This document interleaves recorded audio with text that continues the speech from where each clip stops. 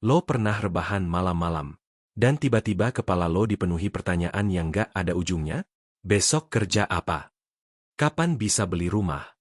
Kalau gagal gimana? Dan lo coba nutup mata. Tapi pertanyaan-pertanyaan itu nggak mau pergi. Kalau lo pernah merasakan itu, lo nggak sendirian.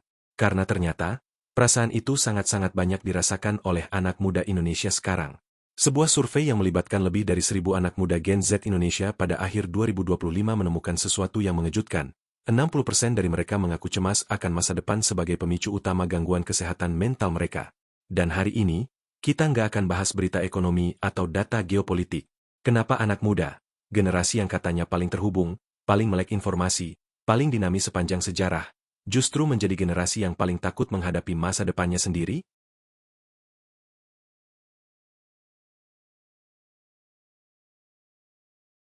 Rasa takut ini bukan tanda kelemahan, bukan tanda manja, bukan tanda generasi stroberi yang gampang lebur. Ini adalah respons yang sangat logis terhadap dunia yang memang sedang tidak baik-baik saja.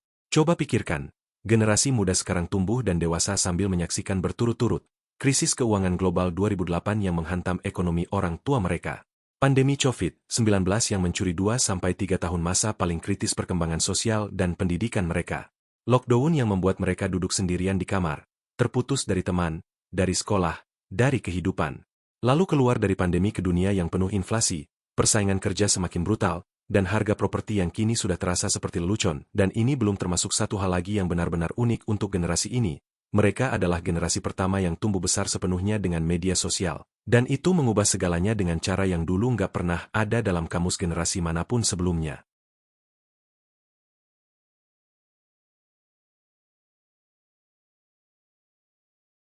Oke, gue mau jujur soal sesuatu yang gue rasa banyak orang tahu tapi jarang mau akui secara terbuka. Media sosial sedang memperparah ketakutan itu dengan cara yang sangat sistematis. Ini kenapa? Media sosial tidak menampilkan kehidupan nyata. Media sosial menampilkan highlight reel, momen terbaik, foto paling bagus, pencapaian paling keren dari setiap orang. Nggak ada yang posting foto saat nangis sendirian jam 2 pagi karena takut masa depan. Nggak ada yang posting saat dapat penolakan kerja untuk ke-10 kalinya. Nggak ada yang posting saat diam-diam membandingkan hidup sendiri dengan orang lain dan merasa jauh tertinggal. Tapi lo melihat teman lo posting foto wisuda sambil langsung kena terima kerja. Lo melihat konten orang seumuran lo yang sudah bisa beli mobil, jalan-jalan ke Eropa, punya bisnis sendiri. Dan otak lo, secara otomatis, tanpa bisa dicegah, mulai membandingkan. Kok dia bisa? Gue belum. Apa yang salah sama gue? Gue ketinggalan. Padahal yang lo bandingkan bukan kehidupan nyata mereka. Lo membandingkan kehidupan nyata lo dengan highlight reel mereka. Dan itu permainan yang gak akan pernah bisa lo menangkan. Ditambah lagi, algoritma media sosial didesain untuk membuat lo terus scroll, terus terpapar informasi, termasuk berita buruk, konten mencemaskan, dan standar-standar hidup yang makin hari makin gak realistis.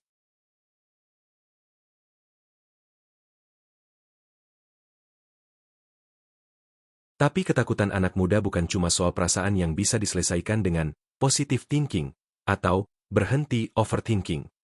Sebagian besar dari ketakutan itu berakar dari realita ekonomi yang memang tidak mudah.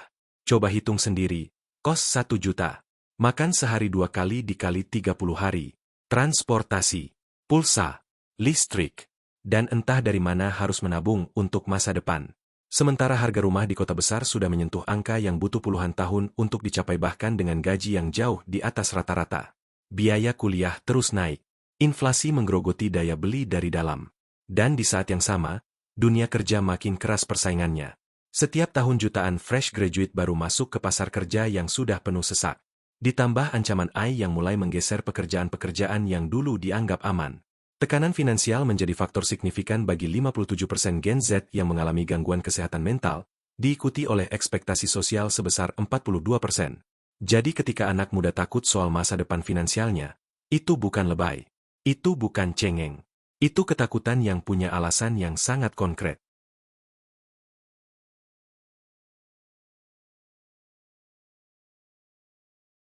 Dan ada satu lapisan ketakutan lagi yang seringkali paling sulit diungkapkan. Bukan soal karir, bukan soal gaji, bukan soal rumah, tapi soal pertanyaan yang lebih besar dan lebih eksistensial.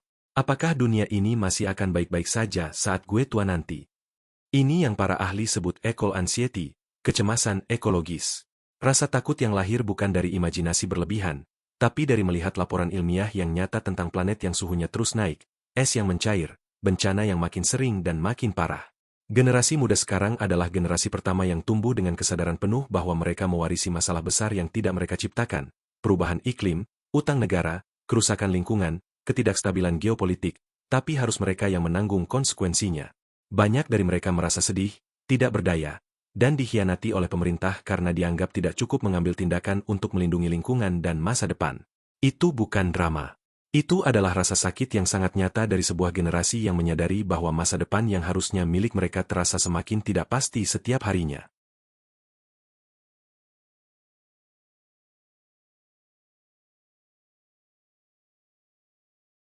Oke, sampai di titik ini, gue nggak mau video ini jadi semata-mata daftar ketakutan tanpa jalan keluar. Karena ada sesuatu yang sangat menarik dari generasi ini, sesuatu yang paradoks tapi sangat nyata. Di satu sisi, Gen Z disebut sebagai generasi yang paling rentan dalam sistem ekonomi formal. Namun di sisi lain, mereka juga dinilai sebagai generasi yang paling tangguh secara emosional, kemampuan untuk mengenali, menerima, dan mencari solusi atas masalah mental menjadi kekuatan baru yang membedakan mereka dari generasi sebelumnya. Ini penting. Dan ini bukan klise. Generasi sebelumnya diajarkan untuk diam soal kesehatan mental. Lebay. Manja. Jangan terlalu baper. Orang dulu lebih susah, tapi nggak ngeluh.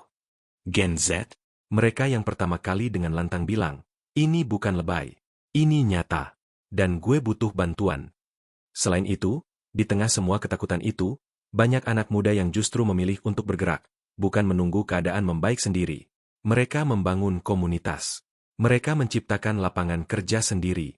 Mereka berani mengambil jalur karir yang gak konvensional. Mereka lebih vokal, lebih kritis, dan lebih berani menuntut perubahan dari sistem yang menurut mereka tidak adil. Ketakutan mereka bukan membuat mereka berhenti. Untuk banyak dari mereka, ketakutan itu justru menjadi bahan bakar.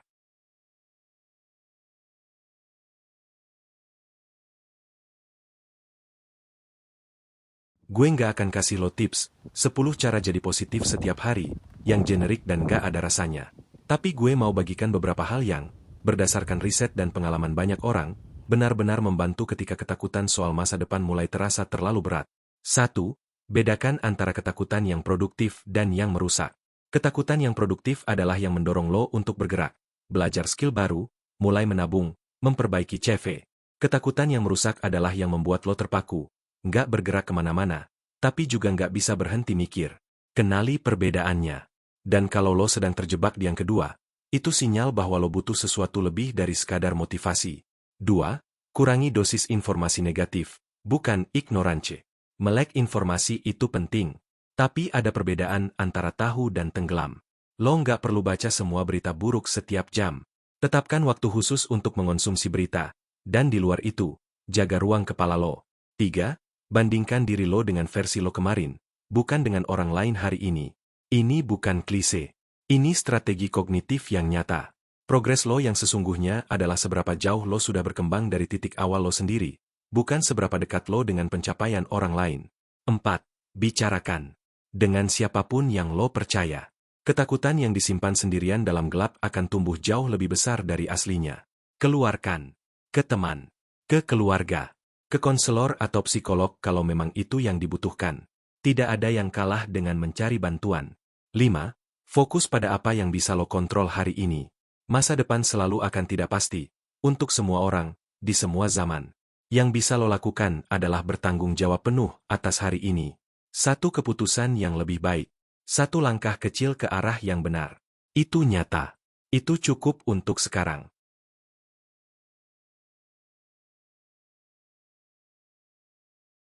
Gue mau tutup dengan sesuatu yang benar-benar ingin gue sampaikan, bukan sebagai konten, tapi sebagai sesama manusia yang juga pernah duduk di tempat yang sama.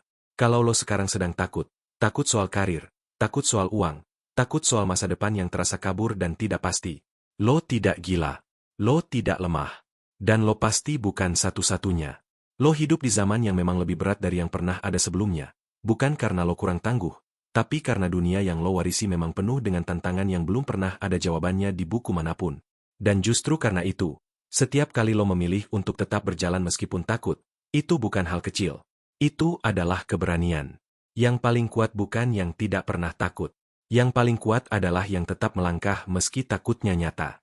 Kalau video ini menyentuh sesuatu yang lo rasakan hari ini, apapun itu, tulis di komentar. Satu kata pun cukup. Atau kalau lo mau cerita lebih panjang, gue akan baca semuanya. Dan kalau ada seseorang di sekitar lo yang lo tahu sedang bergumul dengan ketakutan yang sama, share video ini ke mereka. Bukan untuk kasih solusi, tapi supaya mereka tahu, ada yang mengerti. Subscribe kalau lo belum. Dan sampai jumpa di video berikutnya.